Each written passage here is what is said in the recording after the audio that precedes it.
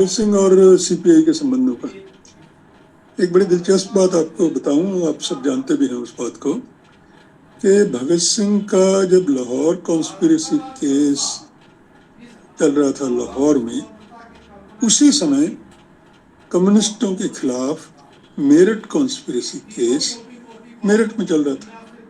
यानी उसमें तमाम सीपीआई के जितने भी लोग थे, एक ही कम्युनिस्ट पार्टी थी उस समय तो उसमें तमाम लोग, शौकत उस्मानी वगैरह, सोहन सिंह जोश और तमाम लोग जो है उसमें तकरीबन 30-40 लोग थे। 2 अंग्रेज भी थे, फिलिप्स प्राट भी थे और एक और थे। तो अब इसमें दोनों केसेस के बंदियों में परस्पर आदान प्रदान था, इसके लोग भी करते थे। और मेरठ कॉन्स्पिरेसी केस में जब कोई भूख हड़ताल पे होता था या कोई उनके यहाँ कोई प्रॉब्लम होती थी तो उसकी चिंता या उसके समर्थन में ये लोग, लाहौर के लोग, रहते थे। और इनमें से 2-3 लोग तो ऐसे थे जो मैंने बिल्कुल ही कहना चाहिए कि इन लोगों के बिल्कुल करीब थे। शौकत उस्मानी उसमें एक थे।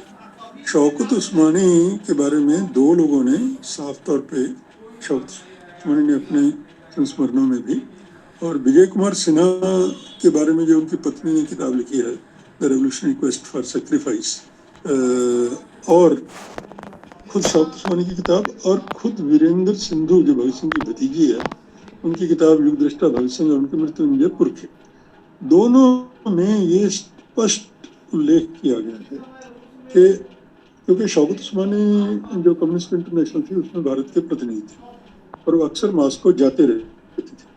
और उस दोनों में ही ये है उल्लेख कि स्टालिन ने स्वयं, स्टालिन जो उसमें रूस के सर्वोच्च नेता थे, स्टालिन ने स्वयं कहा है शौकत उस्मानी से कि भगत सिंह को यहाँ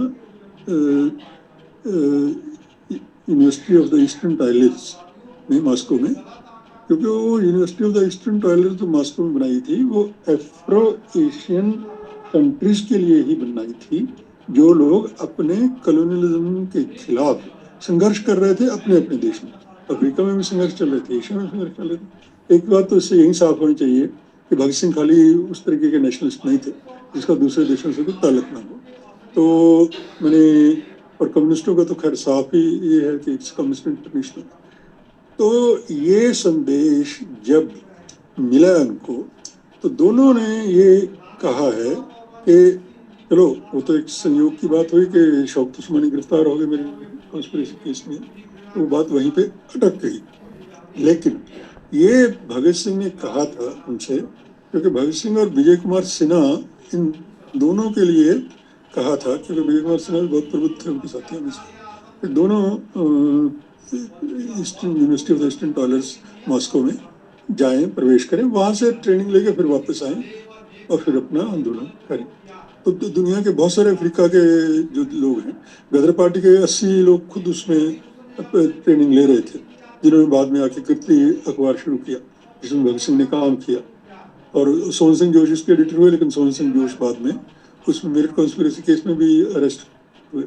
तो उस समय भगत सिंह ने या विजय कुमार सिन्हा दोनों ने ये कहा कि हम लोग तो नहीं जा पाएंगे, क्योंकि इस समय हमारे आंदोलन की जो स्थिति है उसको हम छोड़ के नहीं जा सकते, लेकिन हम अपनी तरफ से किसी न किसी को भेजेंगे जरूर। ये उन्होंने उनसे, शौकत उस्मानी से कहा। और दिलचस्प बात यह है कि जब ये यशपाल ने अपने संस्मरणों में लिखा है कि यशपाल खुद भी जाना चाहते थे सोवियत यूनियन, और जिस दिन चंद्रशेखर आज़ाद का जो है मुठभेड़ में 27 फरवरी 1931 को इलाहाबाद में, मैंने, अब देखिए कैसे ट्रोल जो है ना, और व्हाट्सएप यूनिवर्सिटी में किस तरह की झूठी चीज़ें फैलाई जाती हैं, वो भी इससे मैं थोड़ा आपको स्पष्ट करूँगा। सब जगह, बहुत जगह जो राइट विंग लोग हैं, और जानबूझ के, मैंने ये हिंदुत्ववादी वगैरह भी, क्योंकि उनकी नेहरू के साथ दुश्मनी है, तो नेहरू को वो चंद्रशेखर आज़ाद की हत्या का जिम्मेदार ठहराने के लिए कहते हैं कि नेहरू के घर से उस दिन जो है पुलिस को खबर मिली थी और इसलिए उनको इस तरह से मारा गया था। अब उसके तथ्य क्या है? तथ्य ये है कि उस दिन सवेरे सुरेंद्र पांडे और सुरेंद्र पांडे खुद क्रांतिकारी थे कानपुर के, उनके परिवार के लोग अभी भी हैं। तो ये गए थे पंडित नेहरू से मिलने, और पंडित नेहरू चूंकि भगत सिंह से बहुत प्रभावित थे और वो चाहते थे कि भगत सिंह को सोवियत यूनियन में जाके अपना वो मार्क्सिज्म वगैरह का सीखना चाहिए। वो कुछ भी उन्होंने अपनी तरफ से ऑफर भी किया हुआ था। तो वो ऑफर चूंकि ये ठुकरा चुके थे, अपना ठुकरा नहीं चुके थे, वो कह रहे थे कि हम अभी किसी और को भेजेंगे। बाद में भेजा भी था उन्होंने। पृथ्वी सिंह जो थे वो मैंने पृथ्वी सिंह आज़ाद, वो बाकायदा HSR की तरफ से गए थे वहाँ पे। तो उसमें उन्होंने लेनिन, बाद में लौट के उन्होंने लेनिन के देश में किताब भी लिखी हुई। वो आपके जो ज़्यादा प्रबुद्ध लोग हैं पढ़ने वाले